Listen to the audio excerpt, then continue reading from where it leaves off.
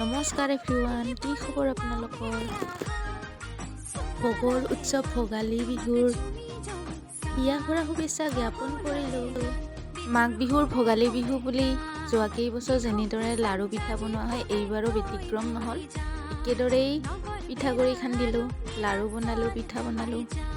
এই উৰুকাৰ দিনা দেউতা আৰু ভাইটিয়ে কচকচনি বান্ধি পৰম্পৰা অক্ষুণ্ণ ৰাখিছে। গতিকে মই নাৰিকল খুন্দিছোঁ লাড়ু বনাবলৈ।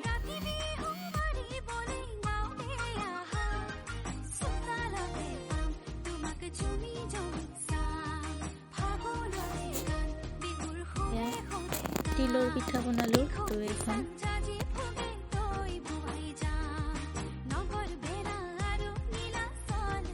মই বনাওঁ মানে মায়ে বনাই শেষ কৰিছে বাৰু, এইখিনি মোৰ কাৰণে থৈ দিছে আৰু।